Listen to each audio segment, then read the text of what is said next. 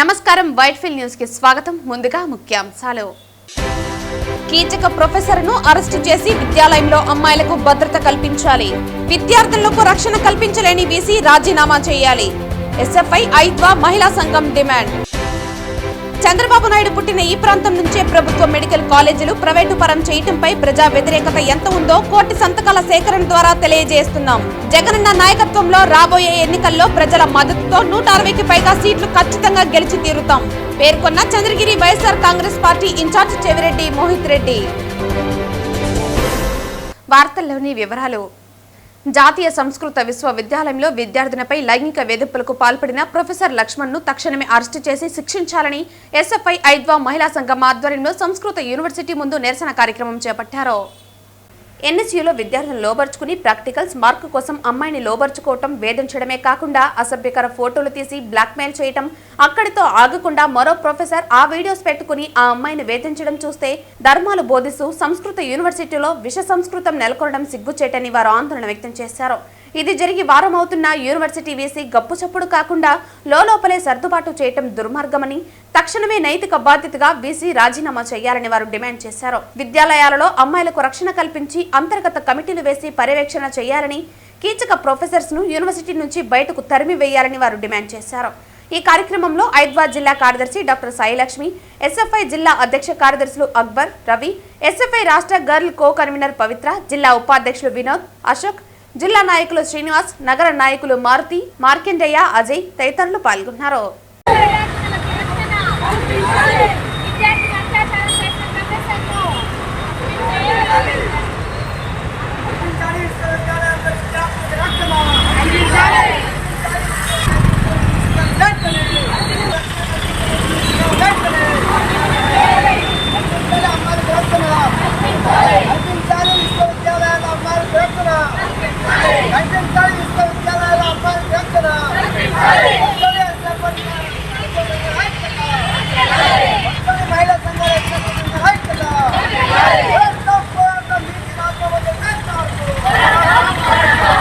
ప్రభుత్వ medical కాలేజీలను private పరం చేయటాన్ని నిరసిస్తూ చంద్రగిరి నియోజకవర్గంలోని కోటి సంతకాలు ప్రజా ఉద్యమం కార్యక్రమాన్ని నిర్వహించారు. జగనన్న నాయకత్వంలో రాబోయే ఎన్నికల్లో ప్రజల మద్దతుతో 160కి పైగా సీట్లు ఖచ్చితంగా గెలిచి తీరుతామని చంద్రగిరి వైఎస్ఆర్ కాంగ్రెస్ పార్టీ ఇన్ఛార్జ్ చెవిరెడ్డి మోహిత్ రెడ్డి పేర్కొన్నారు. ఈ సందర్భంగా ఆయన మాట్లాడుతూ నవంబర్ 5 నుంచి డిసెంబర్ 5 వరకు నెల రోజుల్లో కోటి సంతకాల సేకరణ కార్యక్రమాన్ని వైసీపీ నిర్వహించిందని అన్నారు. చంద్రగిరి నియోజకవర్గ వ్యాప్తంగా 116 గ్రామాల్లో 1,16,000 సంతకాలు సేకరించినట్టు తెలిపారు. కోటి సంతకాల సేకరణలో ప్రజలు స్వచ్ఛందంగా పాల్గొన్నారని, జగనన్న తీసుకొచ్చిన ప్రతి సంక్షేమ కార్యక్రమాన్ని సీఎం చంద్రబాబు నాయుడు ఆ క్రెడిట్ ను చోరీ చేస్తున్నాడని అన్నారు. లక్షల కోట్ల ఆస్తులను పీపీపీ పేరుతో ప్రైవేట్ వ్యక్తులకు కట్టబెట్టే ప్రయత్నం చేస్తున్నారని అన్నారు. దేశంలో ఎక్కడైనా ఇంతటి దౌర్భాగ్య సీఎం ఉంటాడా అని అడుగుతున్నారని ప్రశ్నించారు. చంద్రబాబు నాయుడు పుట్టిన ఈ ప్రాంతం నుంచే ప్రభుత్వ మెడికల్ కాలేజీలు ప్రైవేటు పరం చేయటంపై ప్రజా వ్యతిరేకత ఎంత ఉందో కోటి సంతకాల సేకరణ ద్వారా తెలియజేస్తున్నామన్నారు. చంద్రగిరి నియోజకవర్గం మొత్తం 1,16,000 సంతకాలు సేకరించామని, చెవిరెడ్డి భాస్కర్ రెడ్డిని జైల్లో పెట్టేశామని మీరు సంతోషపడుతున్నారని, ఆయన జైల్లో ఉన్నన్ని రోజులు మీకు ప్రజలు చరమగీతం పాడుతున్నారని అన్నారు. నకిలీ లిక్కర్ కేసులో ఎలాంటి సంబంధం లేని మాజీ మంత్రి జోగి రమేష్ ను అరెస్టు చేసి రాక్షస ఆనందం పొందుతున్నారని అన్నారు.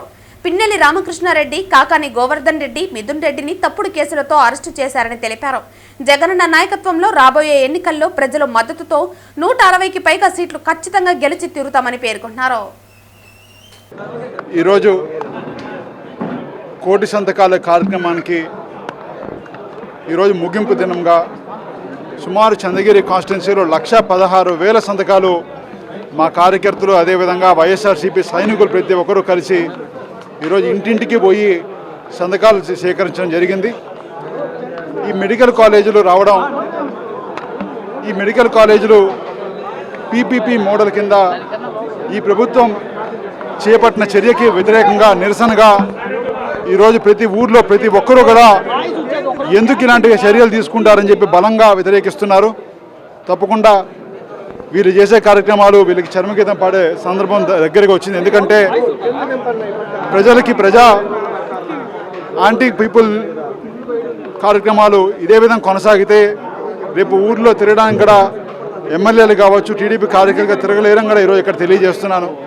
ఇలాంటి కార్యక్రమాలు ఇంకైనా వాళ్ళు మానుకొని ప్రజలకు ఉపయోగపడే 10 మంచి పనులు చేయాల్సిందిగా ప్రభుత్వానికి కూడా ఇక్కడి నుంచి హెచ్చరిస్తున్నాము. గత ప్రభుత్వ హయాంలో తొలగించిన ఏపీ మీ సేవ ఉద్యోగులను తమ అధికారంలోకి రాగానే విధుల్లోకి తీసుకుంటామని యువకులం పాదయాత్రలో మంత్రి నారా లోకేష్ ఇచ్చిన హామీని వెంటనే అమలు చేయాలని కోరుతూ ఆదివారం అలిపిరి సమీపంలోని గరుడ సర్కిల్ వద్ద సిఐటియు అనుబంధ సంస్థ అయిన ఏపీ మీ సేవ ఎంప్లాయీస్ అసోసియేషన్ ఆధ్వర్యంలో సైకిల్ యాత్రను సిఐటియు జిల్లా ప్రధాన కార్యదర్శి సుబ్రహ్మణ్యం జెండా ఊపి ప్రారంభించారు. ఈ సందర్భంగా సుబ్రహ్మణ్యం మాట్లాడుతూ తిరుపతిలోని అలిపిరి ఆధ్యాత్మిక ప్రాంతమైన గరుడ సర్కిల్ నుంచి అమరావతి వరకు చేపట్టనున్న పునర్జీవన సైకిల్ యాత్రలో చేస్తున్నట్లు వెల్లడించారు. ముఖ్యమంత్రి చంద్రబాబు నాయుడు మానస పుత్రిక అయిన అర్బన్ మీ సేవలో పనిచేసే ఉద్యోగులను విధుల్లోకి తీసుకుంటామని ఎన్నికల మేనిఫెస్టో ప్రకటించారు. కూటమి ప్రభుత్వ అధికారులు వచ్చి 19 నెలలు అవుతున్నా కనీసం వారి సమస్య పట్టించుకోకపోవడంతోనే ఈ సైకిల్ యాత్ర చేస్తున్నట్లు పేర్కొన్నారు. రాష్ట్రంలో ఈ గవర్నెన్స్ పాలన అభ్యున్నతికి కృషి చేస్తున్న అర్బన్ మీ సేవ ఉద్యోగుల పట్ల సానుకూలంగా స్పందించి తక్షణమే విధుల్లోకి తీసుకోవాలని డిమాండ్ చేశారు. వారు చేసే ఆందోళనకు సిఐటియు సంపూర్ణ మద్దతు ఉంటుందన్నారు.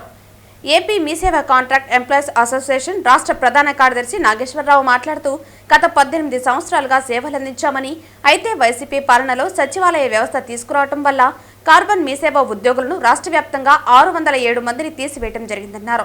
ముఖ్యమంత్రి చంద్రబాబు నాయుడు, డిప్యూటీ సీఎం పవన్ కళ్యాణ్, మంత్రి నారా లోకేష్ అర్బన్ మీ సేవ ఉద్యోగం ప్రభుత్వం వచ్చిన వెంటనే తీసుకుంటామని హామీ ఇచ్చారు. ఆ హామీని ఇంతవరకు నిలబెట్టుకోలేదని గుర్తు చేశారు. జియో నెంబర్ 136 ప్రకారం అర్బన్ మీ సేవ ఉద్యోగులను తీసుకుని ఉంటామని చంద్రబాబు నాయుడు హామీ ఇచ్చారని, అయితే అధికారులు ఆ ఫైలు ముందుకు తీసుకుపోవటం లేదన్నారు. ఉద్యోగులను విధుల్లోకి తీసుకోవాలని కోరుతూ ఆధ్యాత్మిక ప్రాంతమైన తిరుపతి గరుడ సర్కిల్ నుంచి సైకిల్ యాత్ర శాంతియుతంగా నిర్వహిస్తున్నామని తెలిపారు. రాష్ట్ర ప్రభుత్వం ఈ సైకిల్ యాత్ర విజయవాడకు చేరుకునున్నామని, ఈలోపు సమస్యను పరిష్కరించాలని, లేదంటే ఉద్యమాన్ని కార్యక్రమం ఉధృతం చేస్తామన్నారు.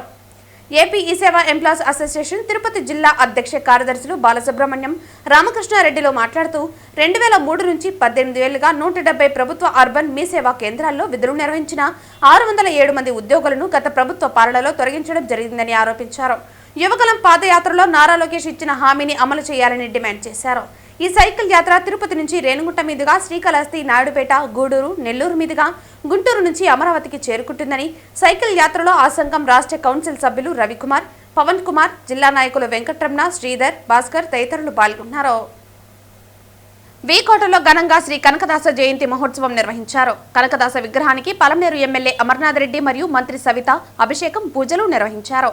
వేలాది మందితో సాగిన ర్యాలీలో కలశాలతో ఊరేగింపుగా మహిళలు తరలి వచ్చారు. కనకదాస జయంతి మనం నిర్వహించుకుంటా ఉన్నాం. దీన్ని అధికారికంగా నిర్వహించేటువంటి అవకాశం కల్పించింది మాత్రం తెలుగుదేశం పార్టీ ప్రభుత్వం, చంద్రబాబు నాయుడు గారు అని చెప్పే సందర్భంగా నేను తెలియజేసుకుంటున్నాను.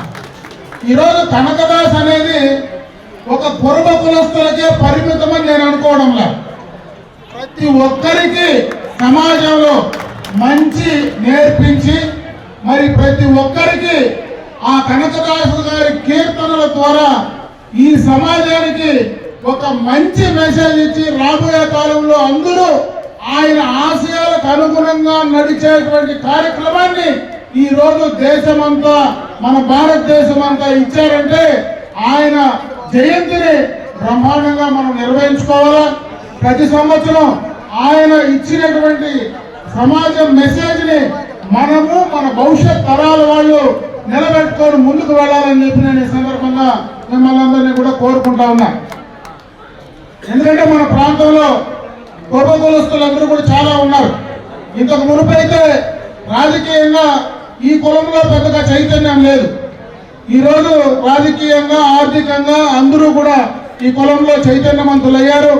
ఈరోజు మీకు కూడా రాజకీయ పరంగా, ఆర్థిక పరంగా అన్నిట్లో కూడా సమానంగా ముందుకు వెళ్ళడానికి ఖచ్చితంగా కూడా మీరు ముందుకు రావాలా. రాబోయే కాలంలో యువకులను ప్రోత్సహించాలా. వాళ్ళకు కావాల్సినటువంటి అన్ని రకాలైనటువంటి సహకారం ఖచ్చితంగా ఈ ప్రాంతంలో మీ ప్రజాప్రతినిధిగా నేను ఖచ్చితంగా మీ గంటగా ఉంటానని చెప్పి మరొకసారి తెలియజేసుకుంటున్నా. అది కూడా నేను ఎందుకు మీకు అండగా ఉంటానంటే, నాకు బుద్ధి తెలిసినప్పటి నుంచి, అంటే మా ఊరు కెలవాతి, నాకు బుద్ధి తెలిసినప్పటి నుంచి మా చుట్టూ ఉండేదంతా కురపు కులస్తులే. నాకు చిన్నప్పుడు ఎందుకంటే ఇంట్లో తుపాకులు ఎక్కువ, నాకు 3 ఉన్నాయి. నాకు మా ఇంట్లో 6 తుపాకులు, లైసెన్స్ తుపాకులు ఉన్నాయి. చిన్నప్పటి నుంచి ఫైరింగ్ చేశాను. నాకు చిన్నప్పటి నుంచి పార్వేట్లకు పోయేది అలవాటు. దాన్ని మొట్టమొదటగా నా 10వ తరగతి అయిపోయి ఇంటికి వస్తానే మొట్టమొదటగా మా ఇంట్లో తుపాకీ ఎట్లా కాల్చాలని నేర్పించింది వెంకటరమణ కుర్మకులు వస్తాడే ఇంట్లో మెయింటైన్ చేసేది కూడా వాళ్ళే అని చెప్పి సందర్భంగా తెలియజేసుకుంటున్నా. ఈ రోజు కూడా ఆ కుటుంబాలన్నీ కూడా కలిసే ఉన్నాయి. కలిసే ఈ రోజు దాకా ఇంట్లో మంచి జరగని చెడ్డ జరగని ఇంట్లో ఏ కార్యక్రమం జరగని ముందు ఉండి నడిపించేది కూడా ఇంట్లో కురపకలుస్తలేని చెప్పి సందర్భంగా తెలియజేసుకుంటున్నాం. శ్రీ భక్త కనకదాస గారి విషయం అందరికీ తెలుసు.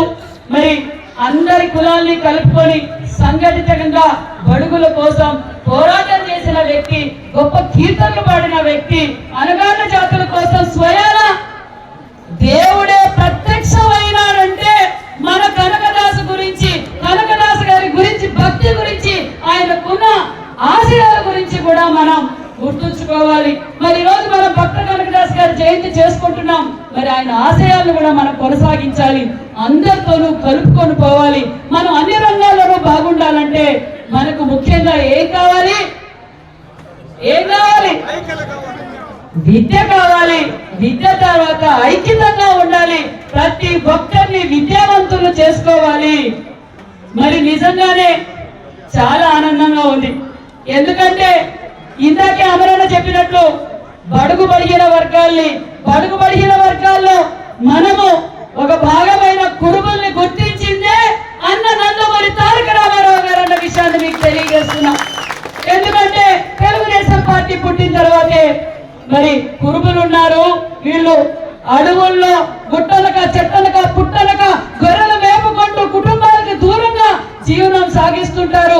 నీతి నిజాయితీకి మారు పేరు, వారు నిబద్ధతకి మారు పేరు. ఒకరి జోలికి పోరు, వాళ్ళంతకు వాళ్ళు పనిచేసుకుంటూ ఉంటారు. వారిని కూడా రాజకీయంగా చైతన్యవంతులు చేయాలని అన్న నందమూరి తారక రామారావు గారు, మా తండ్రి అయిన రామచంద్రారెడ్డి గారు పూల వ్యాపారం చేసుకుంటూ ఉండేవారు. మరి అప్పటికి ఆయన సర్పంచ్. మరి ఆయనను గుర్తించి రాయలసీమలలో కురుబులు ఎక్కువ ఉన్నారు, వాళ్ళకు కూడా మరి అసెంబ్లీలో అవకాశం కల్పించాలి అని ఆ రోజు అసెంబ్లీకి పంపారు.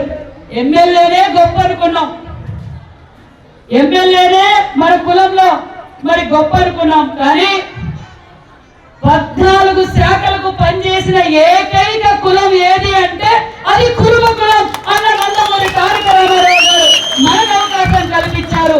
తెలుగు రాష్ట్రాల్లో 14 శాఖలుగా పనిచేసింది ఒక్క కురుబ రామచంద్రారెడ్డి గారు అన్న విషయాన్ని మీకు అందరికీ తెలియజేస్తున్నాం. చిత్తూరు జిల్లాకు చెందిన ప్రముఖ పారిశ్రామికవేత్త డీకే బద్రీనారాయణ మృతి పట్ల పలమనేరు శాసనసభ్యులు అమర్నాథ్ రెడ్డి సంతాపాన్ని తెలియజేశారు.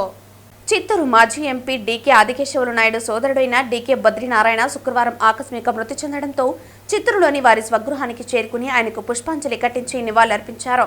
పారిశ్రామిక నివాళులర్పించారు. రాజకీయ రంగాలలో ఆయన చేసిన అలుపెరగని సేవలను ఎమ్మెల్యే కొనియాడారు. ఈ సందర్భంగా వారి కుటుంబీకులను పరామర్శించి తమ ప్రగాఢ సానుభూతిని వ్యక్తపరిచారు. ఈ సంతాప కార్యక్రమంలో ఎమ్మెల్యేతో పాటు చిత్తూరు తెలుగుదేశం పార్టీ సీనియర్ నాయకులు వసంత్ కుమార్ తదితరులు పాల్గొన్నారు.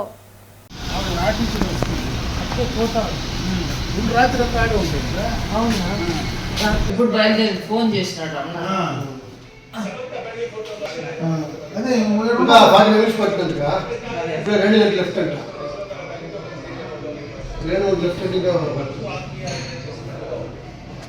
లేట్ వచ్చాడు సీను రాత్రి అన్న చెప్పన్నా కాదు మా ఇంటి ఆయన సవాసు చేసి వార్తలు ముగించే ముందు ముఖ్యాంశాలు మరోసారి. కీచక ప్రొఫెసర్ను అరెస్టు చేసి విద్యాలయంలో అమ్మాయిలకు భద్రత కల్పించాలి. విద్యార్థులకు రక్షణ కల్పించలేని వీసీ రాజీనామా చేయాలి. ఎస్ఎఫ్ఐ ఐద్వా మహిళా సంఘం డిమాండ్.